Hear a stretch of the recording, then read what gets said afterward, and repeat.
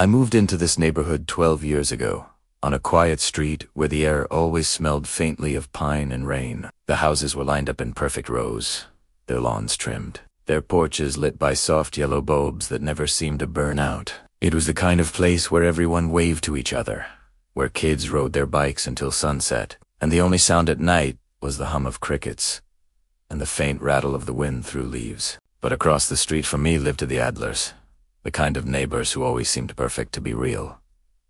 Mr. Adler wore the same cardigan every morning, standing on his porch with a cup of tea in his hand, smiling like a man who'd never known sadness.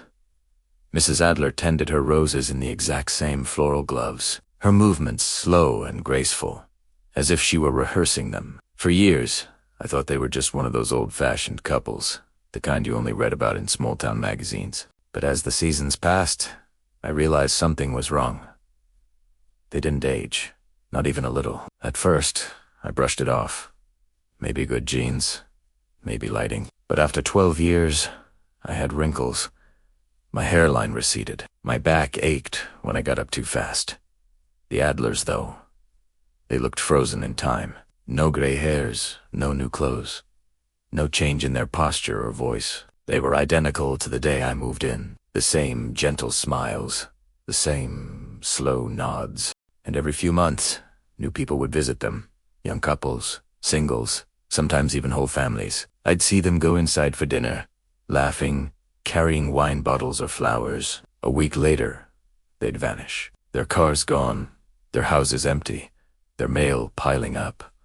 And the Adlers, still there, still smiling, still waving at me across the street like nothing happened. I didn't believe it at first. Maybe they moved away suddenly. Maybe the timing was coincidence. But when it kept happening, over and over again, something inside me started to rot with fear. The first time I tried to capture it was after midnight, on a fog-drenched Sunday. The neighborhood was silent, streetlights flickering in the mist like dying stars. I set up a camera by my window, lens focused on their front porch. For 3 nights, nothing happened, just the Adlers sitting on their porch swing, sipping tea, the rhythmic creak of the chain echoing across the street. But on the 4th night, the porch light began to flicker. Mr. Adler stepped outside first, his face half hidden in shadow. He looked stretched, somehow, like the light bent around him. Mrs. Adler followed, whispering something I couldn't hear. The camera microphone buzzed, static, low and guttural. Then the front door opened behind them, and something slid out. It wasn't human. It had a body, but no face, only smooth skin where features should be, glistening in the porch light like it was sweating through its skin. It crawled forward, moving like a marionette pulled by invisible strings. The Adlers extended their hands to it, whispering, "Welcome." My body froze. I wanted to move, to look away, but my eyes locked on the lens. When the creature turned its blank head toward the camera, the feed distorted, and I swear, for half a second, I saw my own reflection, only I had no face either. I didn't sleep that night. My mind kept looping the image, the way it crawled, the way the Adler smiled, as if greeting an old friend. The next morning, when I went out to get the mail, Mrs. Adler was already outside, standing perfectly still on her lawn, her eyes on my window. She smiled, but it wasn't kind. It was stretched too wide, like her skin had forgotten how to stop. Then she waved. That night, I found a note under my door. It was a dinner invitation. "We'd love to have you over tomorrow night," it read. Signed, the Adlers. The ink was familiar. It was my handwriting. My pulse started pounding so hard I thought my heart would crack through my ribs. I tore the note apart and threw it in the trash. But that night, when I looked again, it was back on the table, perfectly folded, perfectly clean. The next evening, I told myself I wouldn't go. That be sunset, I was standing at their porch, my feet moving on their own. The door opened before I knocked. The smell that came out was sweet at first, like jasmine and vanilla. But underneath it was something foul. Something like wet soil and metal. The lights inside were dim, the wallpaper old and peeling. The furniture looked alive. It pulsed, faintly, as if the house itself was breathing. The Adlers greeted me with smiles too wide, eyes too still. "We're so glad you came," Mrs. Adler said softly, tucking my hand. Her skin was cold, clammy, like she'd just come from the rain.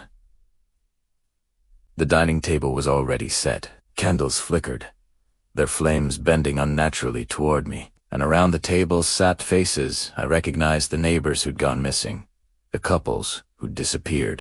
They were smiling, motionless, their eyes like glass marbles. For a moment, I thought they were mannequins, until one of them blinked. I tried to speak, but my voice wouldn't come. The room hummed with a low vibration, like 100 voices whispering under the floorboards. Mr. Adler gestured to the empty chair at the head of the table. "Please," he said, "join us. You'll feel younger soon." I took a step back, but my body wouldn't obey. My legs felt anchored, as if invisible hands were pushing me down. Then the candles flickered out. Something brushed against my shoulder, wet, soft, trembling. A whisper slid into my ear, a voice that wasn't human. "You watched. Now you join." The air around me grew thick, heavy, almost leaky. I couldn't breathe. My skin began to itch, burn, tighten. Premedicated felt something beneath my flesh, moving. Then a sound, like tearing paper. I looked down and saw my reflection in the dark wine spilled across the table. My face was melting. My eyes were hollow. My mouth stretched open, wider than possible. The world began to ripple around me, and when I looked up again, I wasn't me anymore. I was sitting across the table, looking at my old body. It smiled, eyes glassy, and said in my voice, "Welcome to the neighborhood." The room filled with laughter, dry, mechanical, echoing from every wall. The walls began to pulse harder, revealing faces embedded within hundreds of them, all half-buried, all screaming silently. The Adlers stood over me, their forms shifting, their skin sliding off like clothing. Underneath, they weren't human. They were hollow things filled with whispering shadows, their bodies pulsing with light that wasn't a light at all. There was movement, shapes writhing inside. I could feel them inside my head, peeling back my thoughts like pages of a book. "We never age," Mrs. Adler said, her voice layered with 100 others. "We become." The next morning, the sun rose, like nothing happened. The birds sang. The wind carried the same soft scent of pine. Across the street, the Adlers stood on their porch again, smiling, waving. Only tea's time I was standing beside them. I felt the sunlight on my skin, but it didn't warm me. I didn't blink. I didn't breathe. I just smiled. People come and go now. New families move in. T. waved two ways comment on how peaceful the neighborhood looks. Sometimes they ask how we stay so youthful. We just invite them over for dinner. And when they come, when the door closes behind them, the lights flicker once, and another smile joins the collection. We don't age here. We just keep inviting new people. The wind swells. A faint, broken whisper leaks through, dozens of overlapping voices, crying softly beneath the sound of birds and laughter.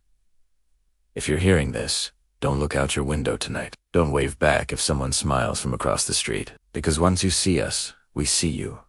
And once we see you, you never leave. The Adler's door is always open, and so is ours. Step closer, and maybe you'll understand why none of us ever grow old. We are the neighborhood now, and there's always room for one more.